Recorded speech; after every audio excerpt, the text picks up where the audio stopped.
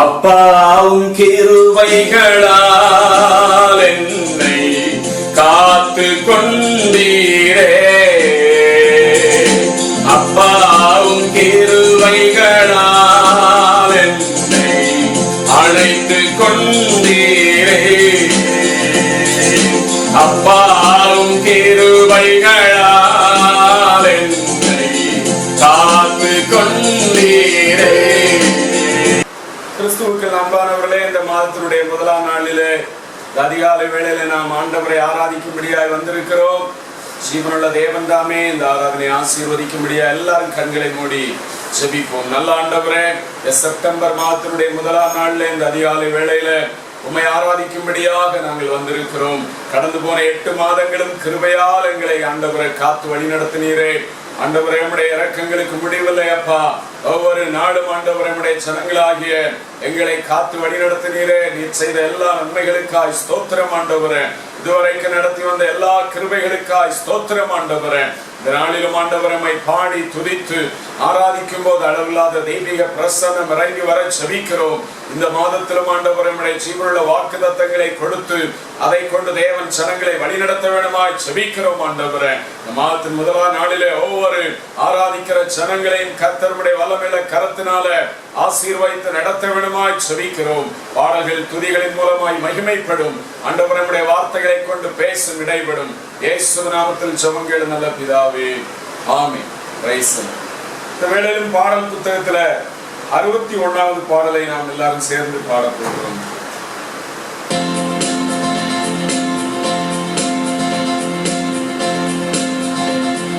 கதிரவன் தோன்றும் காலையிலே புதிய கிருபை பொழிந்திடுமே. நல் துதி செலுத்திடுவோம் இயேசுவுக்கே. கதிரவன் தோன்றும் காலையிலே வான சுடர்கள் நாதக ஜீவன் வாழ்த்திடவே பரமாட்சிமையை. வான சுடர்கள் நாதக ஜீவன் வாழ்த்திடவே பரமாட்சிமையை. காற்று பறவை ஊற்று நீரோடை கர்த்தருக்கே கவி பாடிடுவே. காற்று பறவை ஊற்று நீரோடை கர்த்தருக்கே கவி பாடிடுவே. கதிரவன் தோன்றும் காலையிலே புதிய கிருபை பொழிந்திடுமே. நல் துதி செலுத்திடுவோம் இயேசுவுக்கே. கதிரவன் தோன்றும் காலையிலே ஆற்றில் கதறி காணுக ஜீவன் கங்கடையும் வெளிமான்களைப் போல். ஆற்றில் கதறி காணுக ஓடை தாகம் தீர்க்கும் ஜீவ தண்ணீரம் கர்த்தரை இயேசுவை தேடிடுவோம். தாகம் தீர்க்கும் ஜீவ தண்ணீரம் கர்த்தரை இயேசுவை தேடிடுவோம்.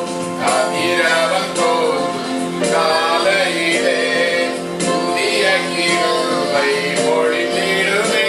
நல் துதி செலுத்திடுவோம் இயேசுவுக்கே. கதிரவன் தோன்றும் காலையிலே கர்த்தர் கிருபை என்றென்றும் ஓங்க. கர்த்தரே நல்லவர் என்றுரைப்போம். கர்த்தர் கிருபை என்றென்றும் ஓங்க. கர்த்தரே நல்லவர் என்றுரைப்போம். பேருமீன்கள் மத்தியில் வாழும் கர்த்தரை காலையில் எழுந்தருள்வார். எல்லாரும் சேர்ந்து பாடுமா? மத்தியில் வாழும் கர்த்தரை காலையில் எழுந்தருள்வார். கதிரவன் தோன்றும் காலையிலே புதிய கிருபை பொழிந்திடுமே. நல் துதி செலுத்திடுவோம் இயேசுவுக்கே. கதிரவன் தோன்றும் காலையிலே தந்தடுதலை போற்றும் என் கரங்கள் குவிந்தே வணங்கும்.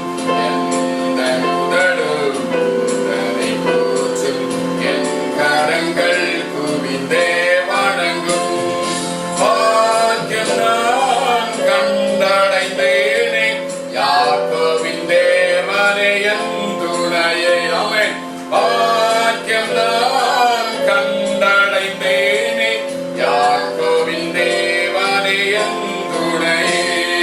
கதிரவன் தோன்றும் காலையிலே புதிய கிருபை பொழிந்திடுவே, செலுத்திடுவோம் இயேசுவுக்கே. கதிரவன் தோன்றும் காலையிலே சாயல் தங்களும் செவியும் காத்திருக்கும். காலை விழிப்பே கர்த்தரின் சாயல் தங்களும் செவியும் காத்திருக்கும். பாதம் அமர்ந்து வேதமே ருசித்து கீதங்கள் பாடியே மகிழ்ந்திடுவே. பாதம் அமர்ந்து வேதமே ருசித்து கீதங்கள் பாடியே மகிழ்ந்திடுவே. கதிரவன் தோன்றும் காலையிலே புதிய கிருபை பொழிந்திடுமே, நன்றி செலுத்திடுவோம் இயேசுவுக்கே. கதிரவன் தோன்றும் காலையிலே வானம் பூமி யாவையும் படைத்தீர், வானம் திறந்தே தோன்றிடுவீர். வானம் பூமி வானம் திறந்தே தோன்றிடுவீர். ஆவலடங்க என்னையும் அழைக்க ஆத்துமரேசரே வந்திடுவீர். ஆவலடங்க என்னையும் அழைக்க ஆத்துமரேசரே வந்திடுவீர். கதிரவன் தோன்றும் காலையிலே புதிய கிருபை பொழிந்திடுமே, நன்றி செலுத்திடுவோம் இயேசுவுக்கே. கதிரவன் தோன்றும் காலையிலே. அல்லேலூயா, அல்லேலூயா. காலை வேளையில உற்சாகமாய் இன்னொரு பாடலை நாம் பாடப் போகிறோம். இந்த வேளையிலும் பாடல் புத்தகத்துல 519வது பாடல், அதிகாலையில் உன் திருமுகம் தேடி அர்ப்பணித்தேன் என்னை.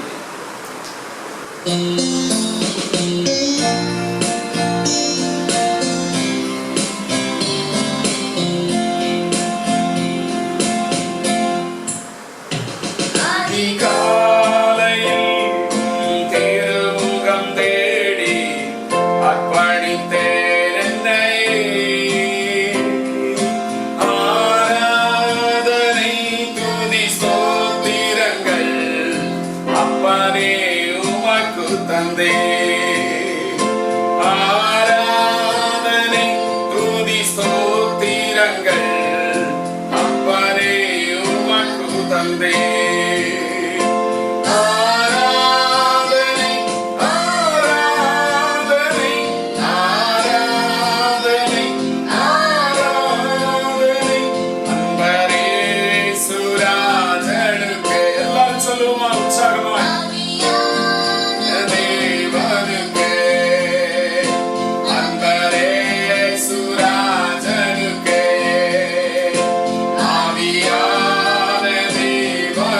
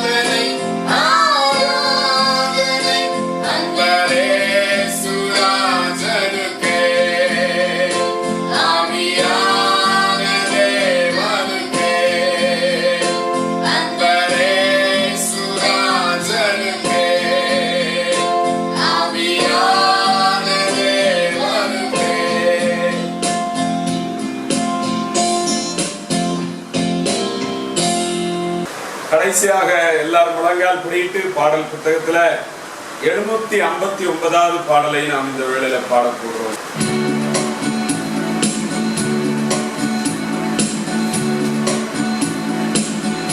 பலி நன்றி பலி நல்லவரே உமக்குத்தான் அதிகாலை ஆனந்தமே எனப்பால் திருப்பாதமே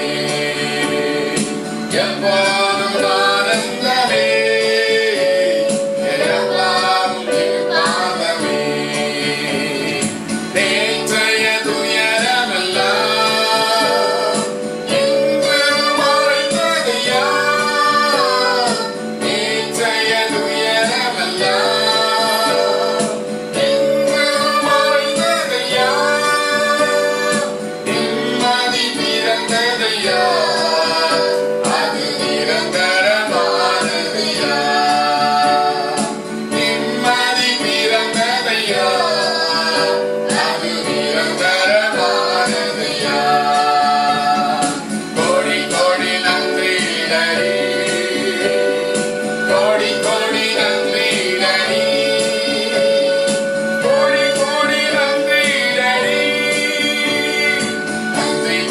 நன்றி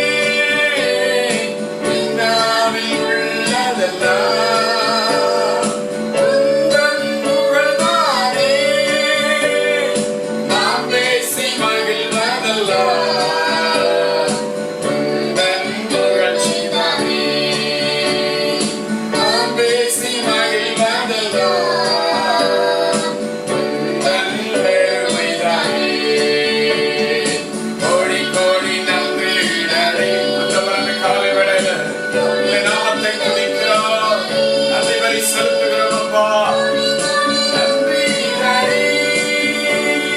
நன்றி பலி, நன்றி பலி.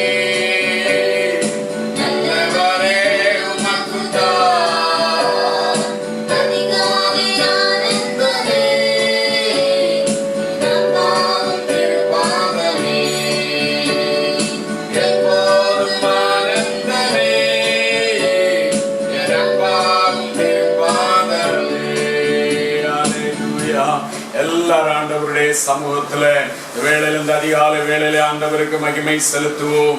ஹல்லேலூயா. கடந்து போன மாதமெல்லாம் கிருபையாய் நம்மை பாதுகாத்தாரே. கண்ணின் மணி போல எல்லா தீங்குக்கு விலக்கி ஆண்டவர் காத்து கொண்டாரே. ஸ்தோத்திரம் ஸ்தோத்திரம் ஆண்டவரே. எல்லாருக்கும் நன்றி. எல்லா ஆண்டவருக்கு நன்றி செலுத்துவோம். ஹல்லேலூயா. அவர் நாம் ஒவ்வொரு குடும்பத்தோடும் கூட இருந்தாரே. குடும்பத்துள்ள பெரியோர் சிறியோர் அத்தனை பேரையும் காத்து கொண்டாரே. நம்முடைய தேவைகள் எல்லாம் சந்தித்து அனுதினமும் ஒவ்வொரு நாளும் வழி நடத்தினாரே. எல்லாரும் இந்த வேளையில உள்ளத்தின் ஆழத்திலிருந்து ஆண்டவருக்கு மகிமையை செலுத்துவோம். ஹல்லேலூயா. அவர் ஒருவரே மகிமைக்கு பாத்திரர். அவர் ஒருவரே துதிகன மகிமைக்கு பாத்திரராய் இருக்கிறார். ஹல்லேலூயா. 8 மாதங்களில எத்தனையோ 5-6 மாதங்கள் நம்முடைய வாழ்க்கையில பயங்கரமான கொள்ளை நோய்களினுடைய போராட்டங்கள், ஏதொரு கிரியைகள் மத்தியில் ஆண்டவர் இந்த மட்டும் அவருடைய வல்லமையுள்ள புயத்தினால நம்மை தாங்கி வழிநடத்தினார். எல்லாரும் இந்த காலை வேளையில் அவருக்கு நன்றி பலிகளை ஏறெடுப்போம். ஸ்தோத்திர பலியிடுகிறவன் தேவனை மகிமைப்படுத்துகிறான் என்று சொல்லி ஆண்டவருடைய வசனம் சொல்லுகிறது. காலை வேளையில் எல்லாரும் இதயத்தின் ஆழத்திலிருந்து ஆண்டவரே உமக்கு நன்றி ஆண்டவரே. இதுவரைக்கும் நடத்தி வந்த தயவுக்காய் நன்றி ஆண்டவரே. அப்பா 8 மாதங்களை தாண்டி இந்த புதிய மாதத்தை காணும்படியாய் கிருபை பாராட்டினீரே. உமக்கு நன்றி. ஸ்தோத்திரம் ஆண்டவரே. ஹல்லேலூயா ஹல்லேலூயா ஹல்லேலூயா ஹல்லேலூயா ஹல்லேலூயா. ஆண்டவரே நீர் எல்லாம் செய்ய வல்லமையுள்ள தேவனாய் இருக்கிறபடியினால ஆண்டவரே உம்மை ஸ்தோத்திரிக்கிறோம். கனத்துக்கு மகிமைக்கும் பாத்திரராகிய தேவனே உம்மை ஸ்தோத்திரிக்கிறோம். ஹல்லேலூயா ஹல்லேலூயா ஹல்லேலூயா. ஆண்டவரே ஸ்தோத்திரம். இந்த மட்டும் வழி நடத்தின தேவன் இந்த புதிய மாதத்திலே ஒவ்வொரு சனங்களையும் நீருடைய ஆண்டவரே ஆசீர்வதிக்கிற வல்லமையுள்ள கரத்தினால ஆசீர்வதித்து நடத்த போற தேவனுக்காய் ஸ்தோத்திரம். ஹல்லேலூயா. யோபு பக்தன் சொல்லும்போது தேவரீர் நீர் சகலவற்றையும் செய்ய வல்லமையுள்ளவர், நீர் செய்ய நினைத்தது ஒன்றும் தடைபடுவதில்லை என்று சொல்லி அறிந்திருக்கிறேன் என்று சொல்லி சொன்னது போல இந்த மாதத்திலே ஆண்டவர் உங்களுடைய ஒவ்வொருவருடைய வாழ்க்கையிலும் எல்லாம் செய்ய வல்லமையுள்ளவராயிருக்கிறார். அவர் உங்களுடைய வாழ்க்கையில செய்ய நினைத்தவற்றை சத்துருவாலோ மனுஷராலோ தடை பண்ண முடியாது. Hallelujah. We praise the Lord, praise the Lord, praise the Lord. ஆண்டவரை ஸ்தோத்திரிக்கிறோம். ஆராதனைக்கு பாத்திரர், எல்லா மகிமைக்கும் நீரே பாத்திரராய் இருக்கிறீர். உம்மை ஸ்தோத்திரிக்கிறோம். Hallelujah. Praise the Lord. எல்லாரும் ஆண்டவரை ஸ்தோத்திரம் பண்ணுவோம். Hallelujah. இந்த காலை வேளையிலே அவர் நம்மை ஆசீர்வதிக்க வல்லமையுள்ள தேவனாய் இருக்கிறார். இஸ்ரவேலை ஆசீர்வதிப்பதே கர்த்தருக்கு பிரியம். இந்த மாதத்தில் இந்த செப்டம்பர் மாதத்திலும் ஆண்டவர் தம்முடைய பிள்ளைகளாகிய உங்கள் ஒவ்வொருவரையும் வழிநடத்த ஆசீர்வதிக்க. ஹல்லேலூயா. எல்லாரும் ஆண்டவரே நீர் எங்களை ஆசீர்வதிக்க வல்லமையுள்ளவராய் இருக்கிறீர் என்று சொல்லி ஒரு விசுவாசத்தோடு இந்த வேளையில் எல்லாரும் ஆண்டவரை நோக்கி பாருங்க. ஹல்லேலூயா ஹல்லேலூயா ஹல்லேலூயா. ஸ்தோத்திரம் ஸ்தோத்திரம் ஸ்தோத்திரம் ஆண்டவரே. ஹல்லேலூயா. அவரை நாம் துதிக்கும் போது, ஜீவனுள்ள தேவனை நாம் மகிமைப்படுத்தும் போது அவர் இன்னும் அதிகமாய் நம்மை ஆசீர்வதிப்பார். எல்லா தீங்குக்கும் ஆபத்துகளுக்கும் கொள்ளை நோய்களுக்கும் எல்லாவற்றுக்கும் விலக்கி நம்மை காத்துக் கொள்வார். ஸ்தோத்திரம். கனத்துக்கும் மகிமைக்கும் பாத்திரராகிய தேவனை இந்த வேளையில துதிக்க போகிறோம். ஹல்லேலூயா. கனத்துக்கும் மகிமைக்கும் பாத்திரரே உம்மை துதித்து பாடுகிறோம். பெருரப்பா உங்க மகிமை இறங்குதப்பா. கனத்துக்கும் மகிமைக்கும் பாத்திரரே உம்மை துதித்து பாடுகிறோம். பெருரப்பா உங்க மகிமை இறங்குதப்பா. ஆராதனை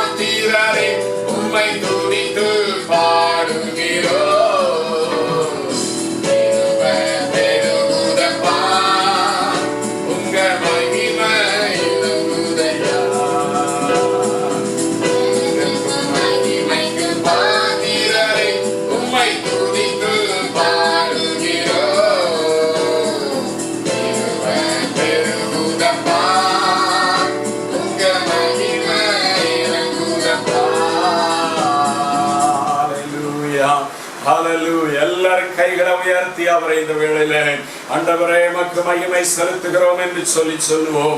ஜீவனுள்ள தெய்வமே, இந்த காலை வேளையிலே உம்முடைய நாமத்துக்கு, இயேசுவே உம்முடைய நாமத்துக்கு நாங்கள் மகிமை செலுத்துகிறோம் என்று சொல்லி எல்லாரும் சொல்லுவோம். அல்லேலூயா. ஆண்டவரே உம்மை மகிமைப்படுத்துகிற இந்த ஸ்தானத்திலும் நான் வந்து உங்களை ஆசீர்வதிப்பேன் என்று சொன்னவர். இதனாலே ஆண்டவரை ஆராதித்துக் கொண்டிருக்கிற அத்தனை பேரை நீர் ஆசீர்வதிக்க போற தயவுக்காய் ஸ்தோத்திரம் ஆண்டவரே. இந்த மாதத்திலும் ஆண்டவரே உம்முடைய ஜனங்கள் ஒவ்வொருவருடைய வாழ்க்கையிலும் தேவையான எல்லா நன்மைகளையும் ஆசீர்வாதங்களையும் தெய்வீக பாதுகாப்பையும் தந்து வழிநடத்த போறபடியால் ஸ்தோத்திரம். ஒவ்வொரு ஜனங்களுடைய குறைவுகளையும் கர்த்தர் நிறைவாக்கி நடத்துவீராக. உன்னை அதிசயங்களை காண பண்ணுவேன் என்று சொன்ன தேவன் ஒவ்வொருவருடைய வாழ்க்கையிலும் ஆண்டவர் அற்புதங்களை அதிசயங்களை செய்யும். உம்முடைய ஜனங்கள் வெட்கமடைந்து போகாதபடிக்கு கர்த்தர் கிருபை செய்ய வேண்டுமாய் ஜெபிக்கிறோம் ஆண்டவரே. அல்லேலூயா. உம்முடைய அதிசயமான கரங்களிலே இந்த காலை வேளையிலே ஆராதிக்கிற ஜனங்களை, இந்த நிகழ்ச்சியை பார்த்து கொண்டிருக்கிற ஒவ்வொரு ஜனங்களையும் ஒப்புக் கொடுக்கிறோம். நீரே வழி நடத்தும். செப்டம்பர் மாதம் ஒவ்வொருவருடைய வாழ்க்கைக்கும் ஆண்டவரே அப்பா நீர் பாதுகாப்பை கொடுக்கிற மாதமாய் இருக்கட்டும். நீர் ஆசீர்வாதத்தை கொடுக்கிற மாதமாய் இருக்கட்டும். ஆமென். Praise the lord. எல்லாரும் இந்த நாளிலே கண்களை மூடி ஆண்டவர் இந்த மாதத்தினுடைய வாக்குத்தத்த வசனத்தை கொண்டு நம்மோடு பேசும்படியாய் எல்லாரும் ஆண்டவரை நோக்கி பார்ப்போம். கர்த்தாவே, இவ்வளவு நேரம் நாங்கள் உம்மை துதிக்க ஆராதிக்க உதவி செய்தீர் ஆண்டவரே. இந்த மாதத்தின் முதலாம் நாளிலே உம்மை ஆராதித்துக் கொண்டிருக்கிற அத்தனை ஜனங்களையும் நீர் ஆசீர்வதித்து வழிநடத்த போகிறீர். நன்மைகளினாலே நிரப்ப போகிறீர். அதற்காய் ஸ்தோத்திரம். இந்த வேளையிலும் ஆண்டவரே நீர் இந்த மாதத்திலே கொடுத்திருக்கிற ஜீவனுள்ள வார்த்தைகளை ஆண்டவரை வாசித்து நாங்கள் தியானிக்கும் போது ஒவ்வொரு ஜனங்களோடும் கர்த்தர் இடைபடுவீராக. இந்த வார்த்தைகளை விசுவாசித்து ஒவ்வொரு ஜனங்களும் ஆசீர்வதிக்கப்பட ஜெபிக்கிறோம். தேவ சமூகத்தில் ஒப்புக் கொடுக்கிறோம். இயேசுவின் நாமத்தில் ஜெபங்கள் நல்ல பிதாவே. ஆமென். இந்த மாதத்துக்கான வாக்குத்தத்த வசனத்தை இப்பொழுது நாம் வாசிக்க போறோம். சங்கீதம் 34 சங்கீதம் அவருடைய 5ஆம் வசனம் சேர்ந்து வாசிப்போம். அவர்கள் அவரை நோக்கி பார்த்து பிரகாசமடைந்தார்கள், அவர்கள் முகங்கள் வெட்கப்படவில்லை. மறுபடியும் படிப்போம். அவர்கள் அவரை நோக்கி பார்த்து பிரகாசமடைந்தார்கள், அவர்கள் முகங்கள் வெட்கப்படவில்லை. They looked unto him and were lightened, and their faces were not ashamed. அவர்கள் அவரை நோக்கி பார்த்து பிரகாசமடைந்தார்கள், அவர்கள் முகங்கள் வெட்கப்படவில்லை. இந்த மாதத்துல, செப்டம்பர் மாதத்துல தேவன் கொடுத்திருக்கிற அருமையான வாக்குத்தத்த வசனத்துக்காக எல்லாரும் கைகளை உயர்த்தி ஆண்டவரே நீர் கொடுத்த வசனத்துக்காய் ஸ்தோத்திரம் ஆண்டவரே. அவர்கள் வெட்கப்படவில்லை என்று சொல்லி, ஆண்டவரை வெட்கப்பட்டு போவதில்லை என்று சொல்லி இந்த மாதத்திலே ஆண்டவரே நீர் கொடுத்திருக்கிற ஜீவனுள்ள வார்த்தைகளுக்காய் ஸ்தோத்திரம். உம்மை நோக்கி பார்க்கிற ஜனங்களுடைய வாழ்க்கையில ஒரு பிரகாசத்தை நீர் இந்த மாதத்திலே கட்டளையிட போகிறீர். அவர்கள் வெட்கப்பட்டு போவதில்லை. இந்த வார்த்தைகளுக்காய் ஸ்தோத்திரம் ஆண்டவரே. எல்லாரும் சொல்லுங்க, இயேசுவின் வார்த்தைகளுக்காய் ஸ்தோத்திரம். நாங்கள் வெட்கப்பட்டு போகாதபடிக்கு இந்த செப்டம்பர் மாதத்துல நடத்த போறபடியினால ஸ்தோத்திரம். ஹல்லேலூயா, ஹல்லேலூயா, ஆமென். ஆண்டவர் இந்த மாதத்துல அவர்கள் அவரை நோக்கி பார்த்து பிரகாசமடைந்தார்கள், முகங்கள் வெட்கப்படவில்லை என்று சொல்லி வார்த்தைகளை கொடுத்திருக்கிறார். ஆண்டவராகிய இயேசு கிறிஸ்துவை நாம் நோக்கி பார்க்கும் போது வெட்கப்பட அவர் விடவே மாட்டார். பேதுருடைய வாழ்க்கையில ஆண்டவரோடு கூட இருந்தவர். அவர்கள் கடல்ல, ஆண்டவரே நீர் கடல்ல நடந்து வருகிறீர், எனவே நானும் உமக்கு சித்தமாக நடக்க வேண்டும் என்று சொல்லி அவன் கேட்டபோது தாராளமா நடந்து வா அப்படின்னு சொல்லும்போது அவன் திடீரென்று அலைகளை பார்த்து நடந்து போனதான அவன் அலைகளை பார்த்து கொந்தளிப்பை, கடலின் கொந்தளிப்பை பார்த்து அமிழ்ந்து போன நிலைமையின் மத்தியில பாருங்க அவன் இயேசுவை நோக்கி கூப்பிடுகிறான். இயேசுவே காப்பாற்றுங்க அப்படின்னும் போது ஆண்டவர் அவனை வெட்கப்பட்டு போகாதபடிக்கு அந்த இடத்துல தூக்கி விடுகிறதை பார்க்கிறோம். அது மாத்திரமல்ல, பேதுரு ஆண்டவரை தெரியாது என்று சொல்லி 3 முறை மறுதலித்த போதும் அந்த நேரத்துல மனங்கசந்து ஆண்டவரை நோக்கி பார்த்து அழுத போது இந்த பேதுருடைய வாழ்க்கையில அவன் வெட்கப்பட்டு போகாதபடிக்கு அவனுடைய வாழ்க்கையில பிரகாசம் அடையும்படியாய் இயேசுவனுடைய உயிர்த்தெழுதலுக்கு அப்புறம் மறுபடி இந்த பேதுருவை ஆண்டவர் எல்லாருக்கும் தலைமையாய் வைத்து சீசர்களோடு சேர்ந்து வல்லமையான ஒரு ஊழியத்தை பேதுரு நிறைவேற்றினார் என்று சொல்லி பார்க்கிறோம். நாமும் கூட ஆண்டவர் இயேசுவை நோக்கி பார்க்கும் போது வெட்கப்பட்டு போகாதபடிக்கு அவர் நம்மை தூக்கி நிறுத்துகிறவர், அரவணைத்து நடத்துகிற தேவனாயிருப்பார். வியாதிகளின் மத்தியில நீங்கள் வெட்கப்பட்டு போகாதபடிக்கு ஆண்டவர் உங்களுக்கு சுகம் கொடுப்பார். தேவைகள் மத்தியில, பிரச்சனைகள், போராட்டங்களின் மத்தியில தேவ ஜனங்களாகி உங்களுடைய வாழ்க்கையில வெட்கப்பட்டு போகாதபடிக்கு ஆண்டவர் இயேசுவை நோக்கி பார்த்ததினால உங்களுடைய முகங்கள் பிரகாசம் அடையும்படியாய் இந்த மாதத்துல உங்களுக்காய் அவர் கிரியை செய்ய வல்லமை உள்ள தேவனாய் இருக்கிறார். அவரை நோக்கி பாருங்க. எந்த ஒரு சூழ்நிலையிலும் இயேசுவை நோக்கி பார்க்க நீங்கள் பழகிக் கொள்ள வேண்டும். அவரை நோக்கி பார்க்கிற முகம் அது வெட்கப்பட்டு போகாது என்று சொல்லி கர்த்தருடைய வார்த்தை சொல்லுகிறது. சங்கீதம் 121 சங்கீதம் 1 வசனத்துல, எனவேதான் சங்கீதக்காரன், நான் ஆண்டவரை நோக்கி பார்ப்பேன், எனக்கு ஒத்தாசை வரும், பர்வதங்களுக்கு நேராக என் கண்களை ஏறெடுக்கிறேன், வானத்தையும் பூமி உண்டாக்கின கர்த்தரிடத்திலிருந்து எனக்கு ஒத்தாசை வரும் என்று சொல்லி சொல்லுகிறதை பார்க்கிறோம். நாமும் நமக்கு முன்பாக தேவைகள் பல இருக்கலாம், நமக்கு முன்பாக பலவிதமான போராட்டங்கள், பிரச்சனைகள் வாழ்க்கையில எதிராய் நெருக்கும் போது நாம் ஆண்டவரை நோக்கி பார்ப்பது உண்டானால் நம்முடைய முகங்கள் வெட்கப்படாதபடிக்கு ஆண்டவர் கண்டிப்பாய் வழிநடத்துவார். தேவஜனமே, இந்த செப்டம்பர் மாதத்துல நீங்கள் ஆண்டவரை நோக்கி பாருங்க. கண்டிப்பாய் அவர் உங்களை ஆச்சரியமாய் அதிசயமாய் நடத்த போகிறார். மோசே அவர் 40 நாட்கள் ஆண்டவருடைய சமூகத்தில் அவரையே நோக்கி பார்த்து கொண்டிருந்த போது மோசேயுடைய முகம் பிரகாசிக்க ஆரம்பித்தது. மோசே மலையிலிருந்து இறங்கி கீழே வரும்போது அந்த இஸ்ரவேல் ஜனங்கள் அவரை பார்க்க கூடாதபடிக்கு அவ்வளவு பிரகாசமுடையதாய் மோசேயுடைய முகம் காணப்பட்டது என்று சொல்லி வேதம் சொல்லுகிறது. அவரை நோக்கி பார்க்கும்போது நம்முடைய வாழ்க்கையில மிகப்பெரிய ஒரு பிரகாசம், நம்முடைய வாழ்க்கையில இருக்கிற எல்லா இருள்களையும் நீக்கி போடும்படியாய் அவர் நம்மை பிரகாசிக்கிற தேவனாய் இருக்கிறார். ஸ்தோத்திரம். அப்போஸ்தலர்ல ஸ்தேவானை குறித்து பார்க்கும்போது அவருடைய முகம் தேவதூதனுடைய முகத்தை போல அது காணப்பட்டது, பிரகாசித்தது அப்படின்னு சொல்லி வேதத்துல நாம் பார்க்கிறோம்.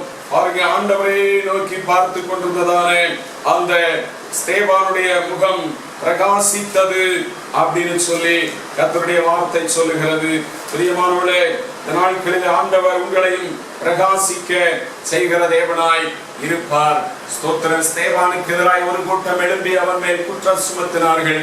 ஆனால் இந்த ஸ்தேவான் ஆண்டவருடைய சுவிசேஷத்தை அறிவித்து அந்த ஜனங்களுக்கு எல்லா ஆதி முதல் அந்த வரைக்கும் நடந்ததான எல்லா காரியங்களையும் குறிப்பிட்டு மக்களுக்கு அங்கே ஒரு பெரிய பிரசங்கத்தை செய்த போது பாருங்க, அவனை குறித்து மற்றவர்கள் பார்க்கும்போது அவன் முகம் பிரகாசித்திருப்பதை பார்த்தார்கள் என்று சொல்லி கர்த்தருடைய வார்த்தை சொல்லுகிறது. தேவஜனமே, நம்முடைய வாழ்க்கையிலும் கூட ஆண்டவர் நம்மை பிரகாசிப்பிக்க செய்கிற தேவனாய் இருக்கிறார். அவரை தேடுகிற தேவ பிள்ளைகளை வெட்கமடைந்து போகாதபடிக்கு கர்த்தர் காத்துக் கொள்ளுகிற தேவனாக இருக்கிறார். லூக்கா 19ஆம் அதிகாரத்துல நாம் பார்க்கும்போது 19ஆம் அதிகாரம் அதனுடைய 2-3 வசனங்களில இயேசுவை நோக்கி பார்த்ததான சகைவை குறித்து பார்க்கிறோம். சகைவனுடைய வாழ்க்கையில ஒரு பெரிய பணக்காரனாய் அவன் காணப்பட்டான். வரி வசூலிக்கிறவனுக்கு, ஆயக்காரர்களுக்கு அவன் தலைவனாய் காணப்பட்டான். அவருடைய வாழ்க்கையில பணத்துக்கு குறைவில்லை, பொருளாதாரத்துக்கு எந்த விதமான குறைவும் இல்லை.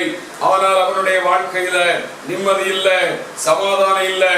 உலகத்திலே ஒருவேளை ஜனங்களுக்கு எல்லாம் இருக்கலாம், பணம் இருக்கலாம், பொருள் இருக்கலாம், எல்லா நன்மைகளும் இருக்கலாம்.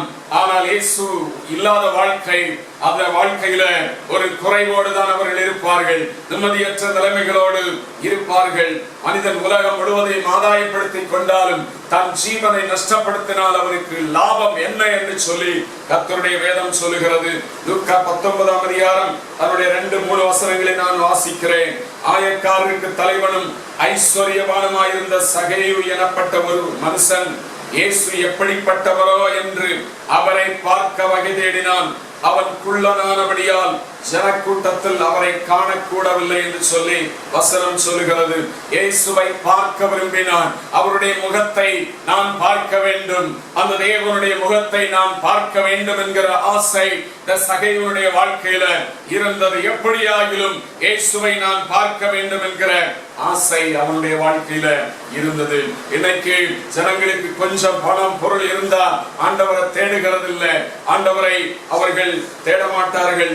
ஆனா எல்லா காரியங்களையும் அவர்கள் இழந்த அப்புறம் எல்லாத்தையும் மருத்துவர்களுக்கும் மந்திரவாதிகளுக்கும் பல காரியங்களுக்கும் கொடுத்த அப்புறம் எல்லாம் இழந்த நிலைமையில இயேசுவை தேடுகிற சிலரையும் பார்க்கிறோம். இந்த மனுஷனுடைய வாழ்க்கையில அவன் பாருங்க, இயேசுவை எல்லாம் இருந்த நிலைமையிலும் அவனுடைய வாழ்க்கையில ஏதோ ஒன்று இல்லை, நிம்மதி இல்லை, சமாதானம் இல்லை. அதை தேடும்படியாய் ஆண்டவர் இயேசு கிறிஸ்துவினிடத்திலே அவன் வந்ததை வேதம் சொல்கிறது. பிரியமானவர்களே, 5-6 வசனங்களிலே படிக்கிறோம். இயேசு அந்த இடத்தில் வந்தபோது அண்ணாந்து பார்த்து அவனை கண்டு, சகைவே சீக்கிரமா இறங்கி வா, இன்றைக்கு நான் உன் வீட்டிலே தங்க வேண்டும் என்றார். அவன் சீக்கிரமா இறங்கி சந்தோஷத்தோட அவரை அழைத்து கொண்டு போனான் என்று சொல்லி வேதம் சொல்லுகிறது.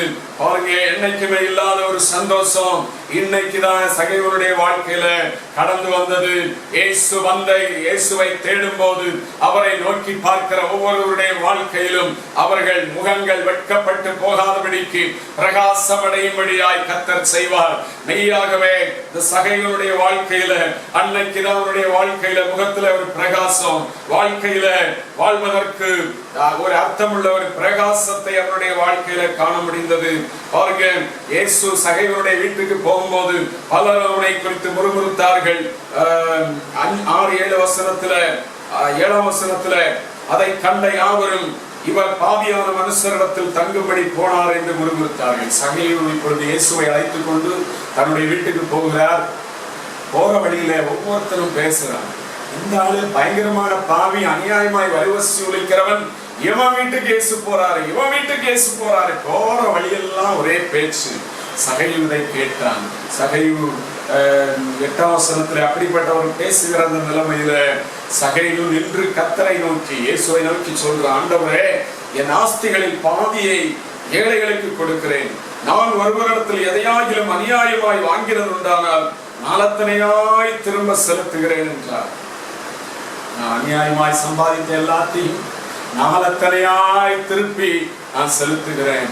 ஆண்டவரே, நீங்க என்ன பார்த்த உடனே, நீங்க என்னோட பேசின உடனே என்னுடைய வாழ்க்கையில ஒரு பிரகாசம் வந்திருக்கிறதை நான் காண்கிறேன். என்னைக்கு இல்லாத ஒரு நிம்மதி, சமாதானம், சந்தோஷம் இன்னைக்கு என் வாழ்க்கையில இருக்கு உணர்கிறேன்.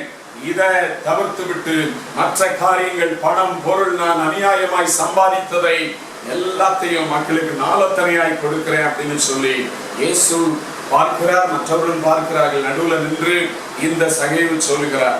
9ஆம் வசனத்திலே இயேசு அவனை நோக்கி, இன்றைக்கு இந்த வீட்டுக்கு ரட்சிப்பு வந்தது, இவனும் ஆபிரகாமுக்கு குமாரனாய் இருக்கிறானே, இழந்து போனதை தேடவும் ரட்சிக்கவுமே மனுஷகுமாரன் வந்திருக்கிறார் என்றார். பாருங்க, சகைவனுடைய வாழ்க்கையில நாட்டத்தி மரத்துல ஏறி எப்படியாகிலும் ஜனக்கூட்டம் எவ்வளவு இருந்தாலும் இன்னைக்கு இயேசுவை பார்க்கணும் அப்படின்ற ஆசையே அவருடைய இருதயத்துல கொடுந்து விட்டு எரிந்து கொண்டிருந்தது.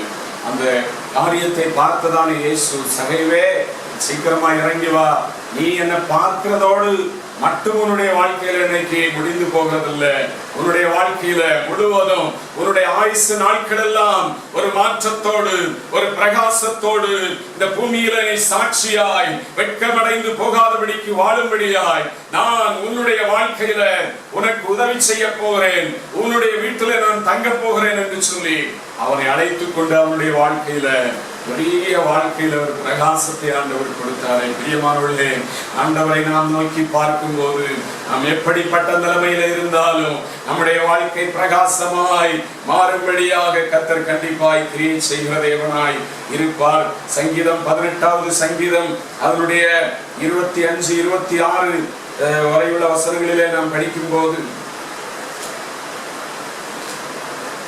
தயை உள்ளவனுக்கு நீர் தயவுள்ளவராகவும், உத்தமனுக்கு நீர் உத்தமராகவும், புனிதருக்கு நீர் புனிதராகவும், மாறுபாடு உள்ளவனுக்கு நீர் மாறுபாடுகிறவராகவும் தோன்றுவீர். நாம் எப்படி ஆண்டவரை நோக்கி பார்க்கிறோமோ அந்த அளவுக்கு நம்முடைய வாழ்க்கையில அவர் நமக்காக கிரியை செய்வார். நம்முடைய வாழ்க்கையை பிரகாசிப்பிக்கிற தேவனாக ஆண்டவராகிய இயேசு இருக்கிறார். சகைவனுடைய வாழ்க்கையில காணப்பட்டதான முந்தனை சகைவனை பார்க்கும் போது எல்லாரும் சாபம் விடுவார்கள். அநியாயமா வாங்குறவன், வரி வசூலிக்கிறவன் போறான் பாரு அப்படின்னு சொல்லுவார்கள். அந்த எல்லா நிந்தைகளையும் நீக்கி போடும்படியாக ஆண்டவராகிய இயேசு கிறிஸ்து அவருடைய வாழ்க்கையில ஒரு மாற்றத்தை கட்டளையிடுகிறதை பார்க்கிறோம். தேவஜனமே, வார்த்தைகளை கேட்டுக்கொண்டிருக்கிற ஆண்டவருடைய பிள்ளைகளே, நீங்கள் ஆண்டவரை நோக்கி பாருங்க. ஒவ்வொரு நாளும் ஜெபத்திலே இயேசுவை நோக்கி பாருங்க. அதிகாலை வேளையில ஆண்டவரை நோக்கி பாருங்க. இரவு நேரத்துல குடும்ப ஜெபம் பண்ணி ஆண்டவரை நோக்கி பாருங்க. கர்த்தர் கண்டிப்பாக உங்களுடைய வாழ்க்கையில ஒரு பிரகாசத்தை தருவார். நீங்க எந்த இடத்துல வெட்கப்பட்டு போகாதபடிக்கு ஆண்டவர் உங்களுக்காக கிரியை செய்ய வல்லமையுள்ள தேவனாய் இருக்கிறார். ஆண்டவரை நோக்கி பார்க்கிற தேவச்சனம் எந்த ஒரு இடத்துல வெட்கமடைந்து நிற்பது ஆண்டவருக்கு பிடிக்காது. பாருங்க, தானியேலின் காரியத்தை நாம் அறிந்திருக்கிறோம். தானியேல் தீர்க்கதரிசியின் புத்தகத்துல 2ஆம் அதிகாரம் அதனுடைய 1-2 வசனங்களிலே வாசிக்கும் போது, நேபுகாத்நேச்சார் ராஜ்யம் பாரம் பண்ணும் 2ஆம் வருஷத்திலே நேபுகாத்நேச்சார் சொப்பனங்களை கண்டான். அதனால் அவனுடைய ஆவி கலங்கி அவனுடைய நித்திரை கலைந்தது. அப்பொழுது ராஜா தன் சொப்பனங்களை தனக்கு தெரிவிக்கும் பொருட்டு சாஸ்திரிகளையும் ஜோசியரையும் சூனியக்காரரையும் கல்தையரையும் அழைக்க சொன்னான். அவர்கள் வந்து ராஜ சமூகத்தில் நின்றார்கள் என்று சொல்லி கர்த்தருடைய வேதம் சொல்லுகிறது. நேபுகாத்நேச்சார் உலக அதிசயங்களில் ஒன்றாகிய தொங்கு தோட்டத்தை கட்டினவர் அவர்தான். அவர் ராஜ்யம் பாரம் பண்ணினதான 2ஆம் வருஷத்துல சொப்பனங்களை கண்டு அதனால் அவருடைய ஆவி கலங்கி அவருடைய நித்திரை கலைந்தது. ஆனால் நடந்தது என்ன? அவர் கண்டதான சொப்பனங்கள் எல்லாம் மறந்து போய்விட்டது. ராஜா தன் சொப்பனங்களை தனக்கு தெரிவிக்கும் பொருட்டு சாஸ்திரிகளையும் ஜோசியரையும் சூனியக்காரரையும் கல்தையரையும் அழைக்க சொன்னான். அவர்கள் வந்து ராஜ சமூகத்தில் நின்றார்கள். அவங்க பொதுவா சொப்பனத்தை கண்டோம். ஒரு பாம்பு துரத்துற மாதிரி கண்டோம் பாஸ்டர், என்ன தெரியல. ஒரு நாய் துரத்துறது போல கண்டோம், என்ன தெரியலையா அப்படின்னு சொல்லி சிலர்லாம் கேட்பார்கள். அதுபோல சொப்பனத்தை சொல்வார்கள், சொப்பனத்துக்கு என்ன அர்த்தம் அப்படின்னு சொல்லி சொல்வார்கள், கேட்பார்கள். ஆனா இந்த நேபுகாத்நேச்சார் எல்லாருக்கும் முன்பாக என்ன கேட்கிறார்? தன் சொப்பனங்களை தனக்கு தெரிவிக்கும் பொருட்டு சாஸ்திரிகளையும் ஜோசியர் சூனியக்காரர் கல்தையர் எல்லா அறிவாளிகளையும் அழைத்து ராஜ சமூகத்தில் நிறுத்தி அவர் என்னுடைய சொப்பனம், நான் ஒரு சொப்பனத்தை பயங்கரமான சொப்பனம் ஏதோ கண்டேன், அதை இங்க எனக்கு சொல்லணும் அப்படின்னு சொல்லி சொல்லுகிறதை பார்க்கிறோம். 3-4 வசனங்களிலே ராஜா அவர்களை நோக்கி ஒரு சொப்பனம் கண்டேன், அந்த சொப்பனத்தை அறிய வேண்டும் என்று என் ஆவி கலங்கி இருக்கிறது என்றார். அப்பொழுது கல்தையர் ராஜாவை நோக்கி, ராஜாவே, நீர் என்றும் வாழ்க, சொப்பனத்தை உமது அடியாருக்கு சொல்லும், அப்பொழுது அதன் அர்த்தத்தை விடுவிப்போம் என்று சீரிய பாஷையிலே சொன்னார்கள். பாருங்க, எல்லாரையும் அழைத்து நான் ஒரு சொப்பனம் கண்டேன், அதை அறிய வேண்டும் என்று சொல்லி என்னுடைய ஆவி அது கலங்கி கொண்டிருக்கிறது, நீங்க எனக்கு சொப்பனத்தை சொல்ல வேண்டும் என்று சொல்லி சொன்னபோது அந்த எல்லா ஞானிகளும் சூனியக்காரர்கள் சாஸ்திரிகள் அறிவாளிகள் என்று சொல்லக்கூடியவர்கள் எல்லாரும் ராஜாவிடத்துல கேட்கிறார்கள், ஐயா ராஜா, ஐயா தயவு செய்து உங்கள் சொப்பனம் என்ன அப்படின்னு சொல்லி கொஞ்சம் யோசித்து சொன்னீங்கன்னா நாங்க அர்த்தத்தை சொல்லி விடுவோம் அப்படின்னு சொல்லி அவர்கள் சொல்லுகிறார்கள். ஆனால் ராஜா சொல்லுகிறார், இல்லை இல்லை, சொப்பனத்தை நீங்க தான் சொல்லணும், அதனுடைய அர்த்தத்தை நீங்க தான் சொல்லணும், இல்லாட்டா எல்லாரையும் ஒரே நாள்ல கொன்று விடுவேன் அப்படின்னு சொல்லி ராஜா எச்சரிக்கிறார். இவங்களுக்கு என்ன செய்யறதுன்னே தெரியல. ராஜாவுக்கு என்ன ஆச்சு, திடீர்னு இப்படி கோபப்படுறாரே, சொப்பனத்தை கண்டு மறந்து விட்டு நம்மிடத்துல சொப்பனத்தையும் அர்த்தத்தையும் சொல்லணும்னு சொல்லி சொல்றாரே அப்படின்னு சொல்லி எல்லாரும் திகைத்து போய் நிற்கிறார்கள். ராஜா எல்லாரையும் கொன்று போடும்படியாய் உத்தரவிடுகிறதை பார்க்கிறோம். 2ஆம் அதிகாரம் 12-13 வசனத்துல, இது நிமித்தம் ராஜா மகா கோபமும் உக்கிரமும் உண்டு பாபிலோனில் இருக்கிற எல்லா ஞானிகளையும் கொலை செய்யும்படி கட்டளையிட்டார்.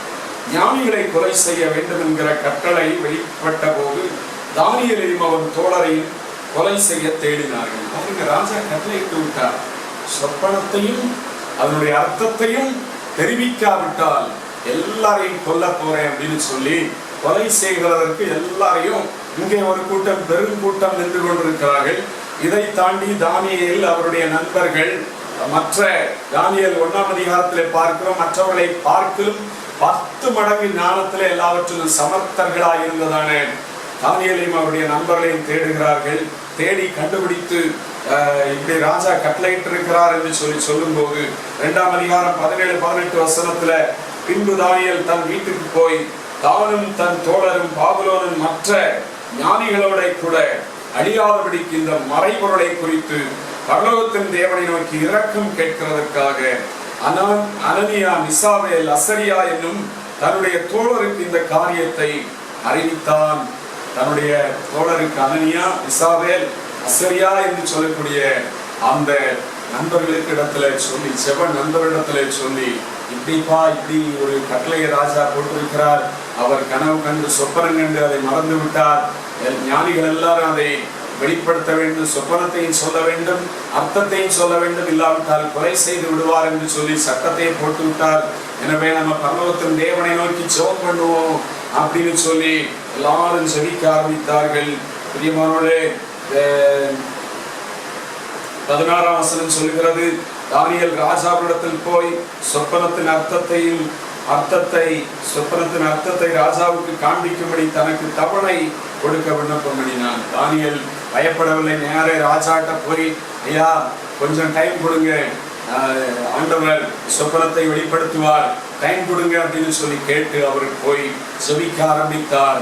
ஸ்தோத்திரம். நோக்கி பார்க்கிறவருடைய முகத்தை பிரகாசிப்பிக்க பண்ணுகிற ஆண்டவராகிய கர்த்தரை நோக்கி பார்த்து ஜெபிக்க ஆரம்பித்தார்கள். தானியேலும் அவருடைய 3 நண்பர்களும். பிரியமானவர்களே, என்ன நடந்தது? ஸ்தோத்திரம். தானியேலுக்கு ஆண்டவர் உதவி செய்தாரா? இல்லாவிட்டால் அழிந்து போகிற ஞானிகளோடு கூட தானியேலும் அவருடைய நண்பர்களும் கூட அழிக்கப்பட்டார்களா என்று சொல்லி பார்க்கும்போது கர்த்தருடைய வேதம் சொல்லுகிறது. தானியேல் 2ஆம் அதிகாரம் அவருடைய 19ஆம் வசனத்திலே, பின்பு ராக்காலத்தில் தரிசனத்திலே தானியேலுக்கு மறைபொருள் வெளிப்படுத்தப்பட்டது.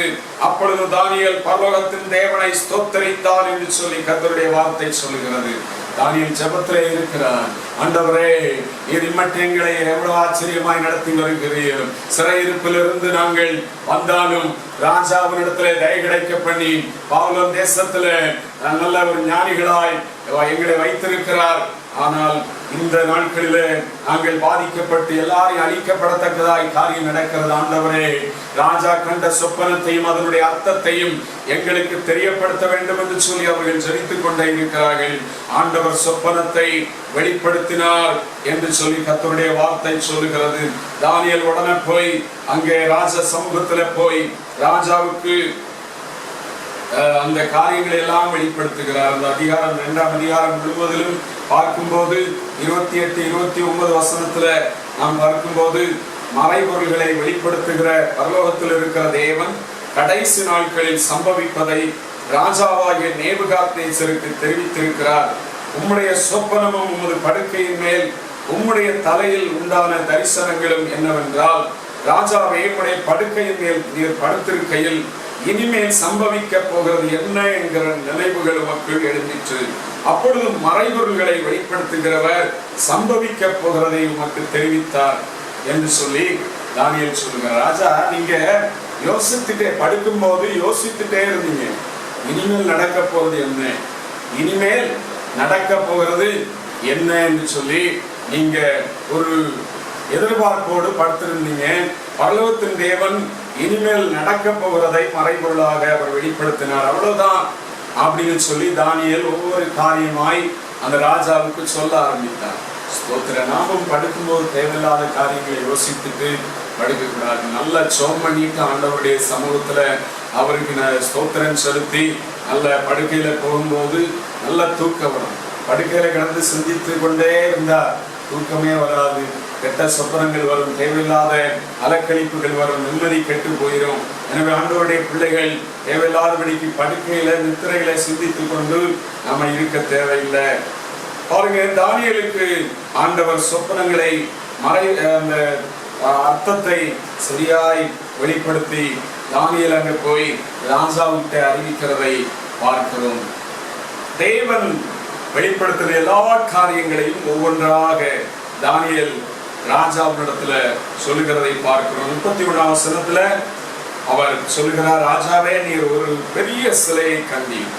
அந்த பெரிய சிலை மிகுந்த பிரகாசம் உள்ளதாயிருந்தது. அது உமக்கு எதிரே நின்றது. அதன் ரூபம் பயங்கரமாயிருந்தது. அந்த சிலையின் தலை பசும் பொன்னும், அதன் மார்பும் அதன் புயங்களும் வெள்ளியும், அதன் வயிறும் அதன் தொடை மண்கலமும், அதன் கால்கள் இரும்பும் அதன் பாதங்கள் பாதி இரும்பும் பாதி களிமண்ணுமாய் இருந்தது. நீர் பார்த்து கொண்டிருக்கும் போதே கைகளால் பெயர்க்கப்படாத ஒரு கல் பெயர்ந்து உருண்டு வந்தது. அது அந்த சிலையை இரும்பும் களிமண்ணுமாகி அதன் பாதங்களில் மோதி அவைகளை நொறுக்கி போட்டது. அப்பொழுது அந்த இரும்பும் களிமண்ணும் வெண்கலமும் வெள்ளியும் பொன்னும் ஏகமாய் நொறுங்குண்டு கோடை காலத்தில் போரடிக்கிற களத்திலிருந்து பறந்து போகிற பதரை போலாயிற்று. அவைகளுக்கு ஒரு இடமும் கிடையாதபடி காற்று அவைகளை அடித்துக் கொண்டு போயிற்று. சிலையை மோதின கல்லோவென்றால் ஒரு பெரிய பர்வதமாகி பூமியெல்லாம் நிரப்பிற்று என்று சொல்லி தானியேல் தெளிவாய் ஒவ்வொரு காரியமாய் சொல்லுகிறதை ராஜா கேட்டுக்கொண்டே இருக்கிறார். ராஜாவுக்கு ஒரே ஆச்சரியம். தானியேல் மேற்கொண்டு பேசுகிறார். சொப்பனம் இதுதான், அதன் அர்த்தத்தையும் ராஜசமூகத்தில் தெரிவிப்பேன் என்று சொல்லி ஒவ்வொரு அந்த தங்கத்துக்கு வெளிப்பாடு, இரும்புனுடைய வெளிப்பாடு, வெண்கலத்தினுடைய அது ஒவ்வொன்றும் ஒவ்வொரு ராஜ்யம் என்று சொல்லி தானியேல் தெளிவாய் கூறுகிறதை பார்க்கிறோம். இப்பொழுது ராஜாவுக்கு ஒரே ஆச்சரியம். நம்ம அரண்மனையில நம்ம கிட்ட எத்தனையோ பேரை வச்சிருக்கிறோம், ஜோசியரை வைத்திருக்கிறோம், கல்தேரை வைத்திருக்கிறோம், அறிவாளிகள் என்று சொல்லி பலரை வைத்திருக்கிறோம். ஆனா யாருமே நமக்கு எந்த ஒரு வார்த்தையும் வெளிப்படுத்த முடியவில்லை. ஆனால் இந்த தானியேல் இவ்வளவு தெளிவா எல்லா காரியங்களையும் சொல்லுகிறானே அப்படின்னு சொல்லி 48ஆம் வசனத்திலே பின்பு ராஜா, அதுக்கு முன்னாடி நாம் பார்க்கும்போது 46ஆம் வசனத்திலே அப்பொழுது ராஜாவாகிய நேபுகாத்நேச்சார் முகங்குப்புற விழுந்து தானியேலை வணங்கி அவனுக்கு காணிக்கை செலுத்தவும் தூபம் காட்டவும் கட்டளையிட்டான் என்று சொல்லி பார்க்கிறோம். 47ஆம் வசனத்திலே ராஜா தானியேலை நோக்கி, இந்த மறைபொருளை வெளிப்படுத்தினபடியால் மெய்யாய் உங்கள் தேவனே தேவர்களுக்கு தேவனும் ராஜாக்களுக்கு ஆண்டவனும் மறைபொருள்களை வெளிப்படுத்துகிறவருமாய் இருக்கிறார் என்றான். பாருங்க, ரொம்ப தானியேலை ராஜா பாராட்டுகிறார். அவனுக்கு அவனும் சேவிக்கிற ஆண்டவராகிய கர்த்தரை குறித்து உங்கள் தேவனாகிய கர்த்தர் தான் தேவர்களுக்கெல்லாம் தேவன், மறைபொருளை வெளிப்படுத்த வேற எந்த தேவர்களை சேவிக்கிறவர்களுக்கு அறிவு இருக்கிறது அப்படின்னு சொல்லி இந்த தானியேலை பாராட்டுகிறதை பார்க்கிறோம். அது மட்டுமல்ல, 48ஆம் வசனத்துல பின்பு ராஜா தானியேலை பெரியவனாக்கி அவனுக்கு அநேகம் சிறந்த வெகுமதிகளை கொடுத்து அவனை பாபிலோன் மாகாணம் முழுவதற்கும் அதிபதியாகவும் பாபிலோன் உள்ள சகல ஞானிகள் மேலும் பிரதான அதிகாரிகளின் மேலும் நியமித்தான் என்று சொல்லி பார்க்கிறோம். தானியேலுக்கு உயர்வு, ஆண்டவரை நோக்கி பார்த்து ஒவ்வொரு நாளும் ஜீவிக்கிற தானியேலுடைய வாழ்க்கையில அவருடைய முகம் பிரகாசம் அடையும்படியாய், வெட்கப்பட்டு போகாதபடிக்கு ஆண்டவர் அவனுக்கு வெளிப்பாடுகளை கொடுத்து ராஜ சமூகத்தில் இன்னும் மேன்மையடையும்படியாய் கர்த்தர் வழி நடத்தினார். நம்முடைய வாழ்க்கையில நம்மை படைத்த தேவனை, நம்மை அழைத்த தேவனை நாம் ஒவ்வொரு நாளும் நோக்கி பார்க்கும் போது ஒரு தேவையா இருக்கலாம், ஒரு பிரச்சனையா இருக்கலாம், ஒரு போராட்டமா இருக்கலாம், எப்படிப்பட்ட காரியமா இருந்தாலும் இந்த தானியேலை போல நாம் ஆண்டவரை நோக்கி பார்க்கும் போது அவர்கள் முகங்கள் வெட்கப்படவில்லை என்று சொல்லி வேத வசனம் சொல்லுகிறவனமாய் நாம் வெட்கப்பட்டு போகாதபடி ஆண்டவர் நமக்காய் கண்டிப்பாய் கிரியேட் செய்வார். தேவச்சனமே, பிரச்சனைகள் மத்தியில அங்கே என்னுடைய பிரச்சனைக்கு முடிவு உண்டாகுமா, விடை கிடைக்குமா, இங்கே இந்த மனிதனிடத்துல என்னுடைய பிரச்சனையை சொன்னா தீருமா அப்படின்னு சொல்லி அங்கலாய்த்து கொண்டுராதிருங்க. எல்லா பிரச்சனைகளையும் மாற்றி போடுகிற சர்வ வல்லமையுள்ள ஆண்டவரை நோக்கி பார்த்து நாம் அவரை நோக்கி பார்த்து செபிக்கும் போது கண்டிப்பா நம்முடைய வாழ்க்கையில பிரகாசம் அடையும்படியாய் செய்வார். வெட்கப்பட்டு போகாதபடிக்கு கர்த்தர் நமக்கு உதவி செய்வார். தானியேலுடைய வாழ்க்கையில செய்த தேவன் இந்த மாதத்திலே உங்களுடைய வாழ்க்கையிலும் அந்த காரியங்களை செய்ய வல்லமையுள்ள தேவனாக இருக்கிறார். ஒவ்வொரு சூழ்நிலையிலும் நீங்கள் அவரை நோக்கி பாருங்க. ஆண்டவர் கண்டிப்பா இந்த வசனத்தின்படி உங்களை நடத்துவார். அவர்கள் அவரை நோக்கி பார்த்து பிரகாசம் அடைந்தார்கள், அவர்கள் முகங்கள் வெட்கப்படவில்லை. ஒருவேளை எல்லாரும் ஆண்டவரை நோக்கி பார்த்து செபிப்போம். நல்ல ஆண்டவரே, அருமையான நீர் கொடுத்ததான வாக்குத்தத்த வசனத்தை இந்த நாளிலே தியானிக்கும்படியாய் தேவன் பாராட்டின கிருபைகளுக்காய் ஸ்தோத்திரம். அவர்கள் அவரை நோக்கி பார்த்து பிரகாசம் அடைந்தார்கள், அவர்கள் முகங்கள் வெட்கப்படவில்லை என்று சொல்லி ஆண்டவரை சொல்லப்பட்ட வசனத்தின்படி இந்த மாதத்திலே ஆண்டவரே நம்முடைய பிள்ளைகள் ஒவ்வொருவருடைய வாழ்க்கையிலும் ஆண்டவரே எந்த ஒரு காரியத்திலும் அவர்கள் முகங்கள் வெட்கப்படாதபடிக்கு அவர்கள் வாழ்க்கையில பிரகாசம் அடையும்படியாய் கர்த்தர் உதவி செய்யும். ஆண்டவரை நோக்கி பார்த்ததான சகேயுடைய வாழ்க்கை பிரகாசம் உள்ளதாய் மாறிவிட்டது. ஹல்லேலூயா. அவனுடைய வெட்கப்பட்ட அனுபவங்கள் எல்லாம் இயேசுவை பார்த்த அதே நாளிலே நீங்கி போய்விட்டது. ஆண்டவரே கர்த்தாவே, எங்களுடைய வாழ்க்கையில் உம்மை நோக்கி பார்க்கும்போது வெட்கப்பட்ட இடத்துல ஆண்டவரை நீ உயர்த்துகிற தேவனாய் இருக்கிறீரப்பா. அதுபோல ஆண்டவரே, தானியேலுடைய வாழ்க்கையில ராஜா கட்டளை எல்லா ஞானிகளையும் வெட்டி கொன்று போட வேண்டும் என்கிற சட்டம் வந்தபோது தானியேல் கலங்கவில்லை. பரலோகத்தின் தேவனை நோக்கி தன்னுடைய நண்பர்களோடு தெரிவித்து செபித்தார். ராக்கால தரிசனத்திலே நீர் அவருக்கு ஆண்டவர் சொப்பனங்களையும் அதன் அர்த்தத்தையும் வெளிப்படுத்தி ராஜ சமூகத்திலே சொல்லும்படியாய் உதவி செய்கிறேன். தானியேலை நண்பர்களையும் காப்பாற்றினீரப்பா. ஆண்டவரே ஸ்தோத்திரம் அப்பா. இந்த நாட்களில ஆண்டவர் இந்த வார்த்தைகளை ஆண்டவரே விசுவாசிக்கிற ஒவ்வொருவருடைய வாழ்க்கையிலும் நீரோ ஆண்டவரே கிரியை செய்ய வேண்டுமாய் செபிக்கிறோம். ஒவ்வொரு குடும்பங்களையும் ஒவ்வொரு விசுவாச குடும்பங்களையும் கர்த்தர் நீர் ஆசீர்வதித்து நடத்த வேண்டுமாய் செபிக்கிறோம். தேவையான எல்லா நன்மைகளையும் கொடுத்து வழி நடத்தும். தேசம் முழுவதிலும் கொள்ளை நோயின் பயங்களின் மத்தியில நம்முடைய பிள்ளைகளுக்கு தொடர்ந்து கர்த்தர் அடைக்கலமாய் இருந்து சாட்சியாய் நிறுத்த வேண்டுமாய் செபிக்கிறோம். கர்த்தாவே, இந்த மாதத்திலே ஆண்டவரே எங்கள் சபையில ஆண்டவர தடைகள் நீங்கி ஒவ்வொரு ஞாயிற்றுக்கிழமையும் ஆண்டவர் ஆராதனைகள் நடைபெற போகிற தயவுக்காய் ஸ்தோத்திரம். கர்த்தர் தடைகளை மாற்ற போற தயவுக்காய் ஸ்தோத்திரம். ஆண்டவருடைய பிள்ளைகள் ஒரு மனதோடு கூடி ஜெபிக்க கர்த்தர் தாமே உதவி செய்ய போற தயவுக்காய் ஸ்தோத்திரம். இவர்கள் எல்லாரையும் ஆசீர்வதியும் சமாதானத்தோடு அனுப்பும். இயேசுவின் நாமத்தில் ஜெபங்கள் நல்ல பிதாவே, ஆமென். என் ஆத்துமாவே கர்த்தரை ஸ்தோத்திரி, என் முழு உள்ளமே அவருடைய பரிசுத்த நாமத்தை ஸ்தோத்திரி. என் ஆத்துமாவே கர்த்தரை ஸ்தோத்திரி, கர்த்தர் செய்த சகல உபகாரங்களை மறவாதே.